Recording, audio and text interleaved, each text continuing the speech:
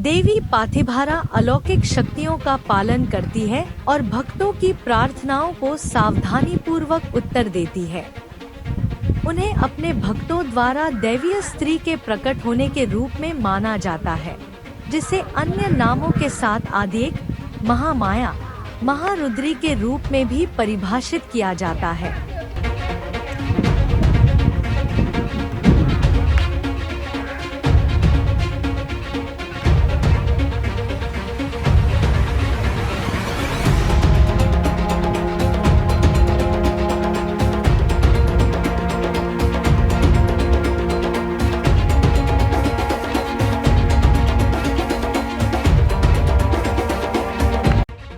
नमस्कार दोस्तों, स्वागत है आपका हमारे चैनल पर।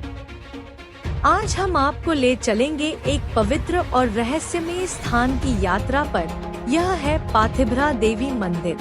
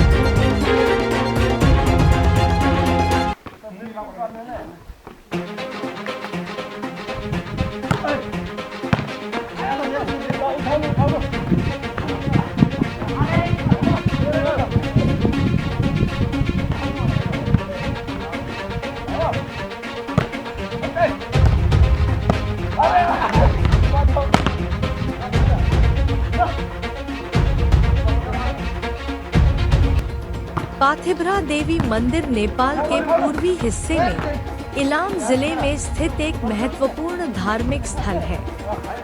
यह मंदिर 3794 मीटर की ऊंचाई पर स्थित है और चारों ओर से हरे भरे जंगल और बर्फ से ढकी पहाड़ियों से घिरा हुआ है, जो इसे एक अद्वितीय और आकर्षक स्थान बनाते हैं। यहाँ माता पाथिभरा की पूजा की जाती है, जिन्हें मां दुर्गा का अवतार माना जाता है। पौराणिक कथा माना जाता है कि प्राचीन काल में यहाँ के स्थानीय राजा ने मां पाथिभरा की पूजा अर्चना की थी, जिसके बाद देवी प्रकट हुई और उन्होंने राजा को आशीर्वाद दिया। इसके बाद से यह स्थान एक पवित्र तीर्थ स्थल बन गया। मन्नतें और मान्यताएं। यहाँ के भक्त मानते हैं कि माता पाथिभरा की कृपा से सभी मनोकामनाएं पूरी होती हैं। हर साल हजारों श्रद्धालु यहाँ आकर अपनी मन्नतें मांगते हैं और माता का आशीर्वाद प्राप्त करते हैं। पाथिभरा धाम कैसे जाएं?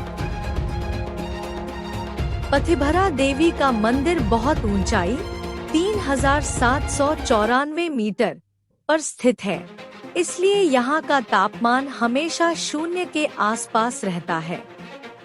इसलिए तीर्थयात्री और पर्यटक उच्च ऊंचाई की बीमारी और हाइपोथर्मिया से बचने के लिए गर्म पानी, भुना हुआ मक्का, अदरक, लहसुन, गर्म भोजन और पेय और गर्म कपड़े जैसे घरेलू उपचार लेते हैं। पाथिभरा यात्रा के लिए फाल्गुन से कार्तिक माह तक का समय उपयुक्त है।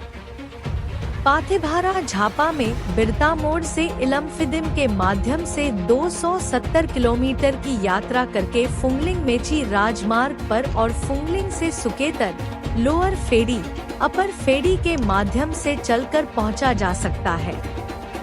वैकल्पिक रूप से कोई धरान से कोशी राजमार्ग पर धनकुटाहिले के माध्यम से 100 किलोमीटर तक और वसंतपुर से गुफा पोखरी, गोरखा डोभन के माध्यम से पैदल यात्रा कर सकता है।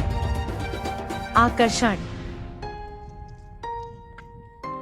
मंदिर की आंतरिक सजावट, देवी की मूर्ति और यहाँ की धार्मिक गतिविधियाँ अत्यंत मनमोहक होती हैं। यहाँ की प्राकृतिक सुंदरता भी आगंतुकों को मंत्रमुग्ध कर देती है। हरे भरे जंगल, बर्फ से ढके पहाड़ और स्वच्छ वातावरण यहाँ की विशेषताएं हैं। धार्मिक महत्व। पाथिभरा देवी मंदिर न केवल नेपाल के लोगों के लिए बल्कि भारत और अन्य देशों के हिंदू भक्तों के लिए भी महत्वपूर्ण धार्मिक स्थल है। यहाँ हर साल विशेष अवसरों पर मेले और धार्मिक कार्यक्रम आयोजित होते हैं, जिनमें बड़ी संख्या में श्रद्धालु भाग लेते हैं। यात्रा का समय। यहाँ यात्रा करने का सबसे अच्छा समय मार्च से जून और सितंबर से नवंबर के बीच होता है, जब मौसम सुखद और यात्रा के लिए अनुकूल होता है। क्या आप कभी धरती पर स्वर्ग में विश्वास करते हैं? खैर, पथिवारा माता मंदिर आपको स्वर्ग जैसा एहसास कराएगा। अगर आप यात्रा के सपने देखने वाले हैं, तो पथिवारा मंदिर की यात्रा सबसे अच्छी यात्रा है। यह गंतव्य हिंदू लोगों के लिए बहुत जरूरी है। आप अपने परिवार, दोस्तों या समूह के साथ यात्रा कर सकते हैं।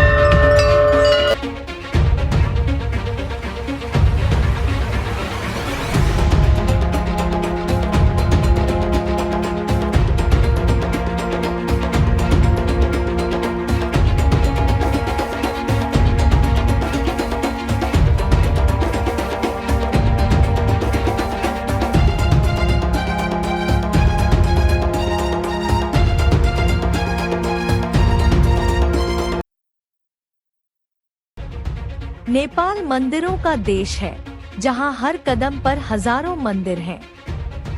पथिवारा मंदिर पूर्वी नेपाल में महत्वपूर्ण है। पथिभरा एक एनिमिस्ट लिम्बू तीर्थ स्थल था, लेकिन गोरखा विजय के बाद इसे हिंदुओं और बौद्धों द्वारा समान रूप से पवित्र तीर्थ स्थल के रूप में पूजा जाने लगा। मंदिर को ऐसा इसलिए कहा जाता है क्योंकि पहाड़ का आकार पथी, अनाज का बर्तन जैसा है। स्थानीय लिम्बू इसे शक्ति और पवित्रता के स्थान के रूप में पूजते हैं। चाहे भक्त कितने भी बूढ़े क्यों न हो, वे सभी भक्ति से प्रेरित होकर सड़क से पूरे दिन खड़ी चढ़ाई करने के लिए प्रेरित होते हैं।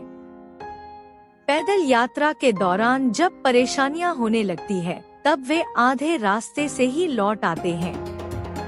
इस क्षेत्र में नहीं चल सकने वाले लोगों को पीठ पर लादकर मंदिर तक पहुंचाने वाले लोग मिलते हैं, जो लोगों के वजन के हिसाब से रुपए लेते हैं। रास्ते में तकरीबन आधे रास्ते तक ही बीच बीच में छोटी मोटी दुकानें दिखती है, जहां चाय, जूस आदि मिल जाती है। उसके बाद कुछ नहीं मिलता है। इसलिए इन बातों को ध्यान में रखकर पेयजल, नाश्ते के लिए कुछ एक सामग्री आदि साथ में रख लेना आवश्यक है।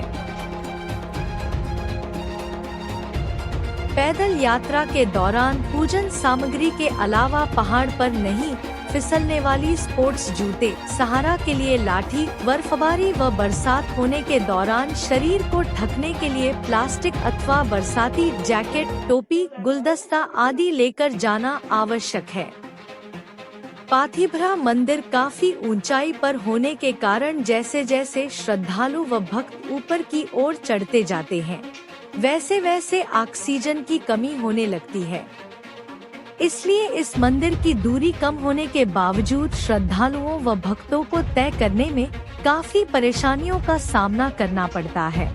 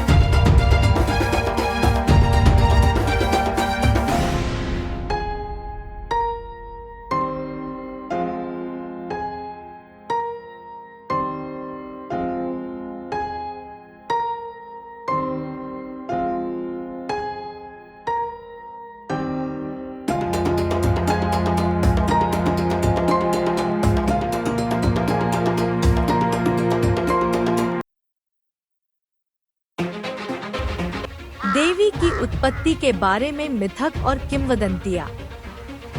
पाथिभरा देवी मंदिर की यात्रा न केवल एक धार्मिक अनुभव है, बल्कि यह आपको प्रकृति के करीब भी ले जाती है। यह स्थान आत्मिक शांति और आध्यात्मिक उन्नति के लिए एक आदर्श गंतव्य है।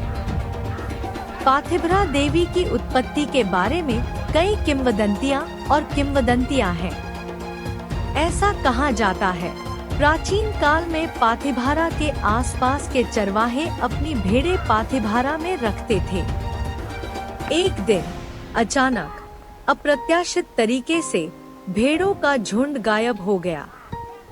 रात में देवी ने उन चरवाहों को दर्शन दिए जो इस तरह की अकल्पनीय घटना से हैरान और हतप्रभ थे।